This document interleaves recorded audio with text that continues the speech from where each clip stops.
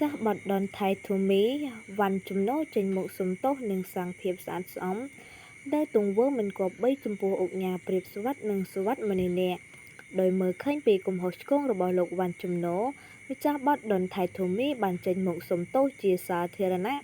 នៅទង្វើមិនគប្បីរបស់ខ្លួនចំពោះអង្គញាព្រាបស្វិតនិងតារាចម្រៀងសវັດមនីអ្នកហៅលោកអែនចនកាលពីពេលកន្លងមក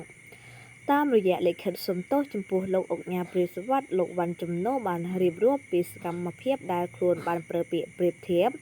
និងបង្អាប់ប្រមាថមើលងាយនិងអះអាងបំផ្លើសទៅដល់លោកអង្គញានិងក្រុមគ្រួសារដែលតាមរយៈសកម្មភាព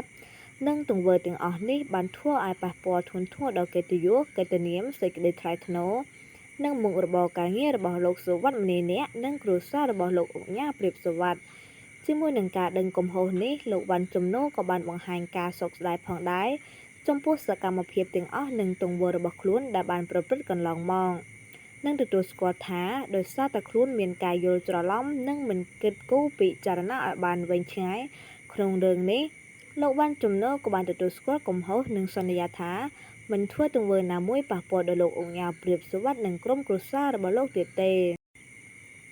ជុំវិញរឿងនេះផងដែរលោកអង្គញាព្រាបស្វិតក៏បានលើកឡើងថា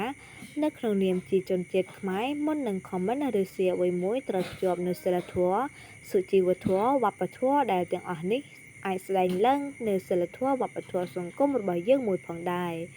សូមជម្រាបជូនថាកាលពីថ្ងៃទី13ដល់ថ្ងៃទី15ខែវិច្ឆិកាកន្លងមកលោកវ៉ាន់ចំណូបានធ្វើការចែករំលែក share comment បង្ហោះនៅលើបណ្ដាញសង្គម Facebook និង YouTube ដោយប្រើពាក្យប្រៀបធៀបនិងបង្អាប់ប្រមាថមើលងាយនិងអះអាងបំផ្លើសទៅដល់លោកអង្គញាព្រាបស្វិតនិងក្រុមគ្រួសារដែលទង្វើទាំងអស់នេះបានធ្វើឲ្យប៉ះពាល់ដល់កិត្តិយសកេរ្តិ៍ឈ្មោះរបស់លោកអង្គញានិងក្រុមគ្រួសារផ្ទាល់តែម្ដង។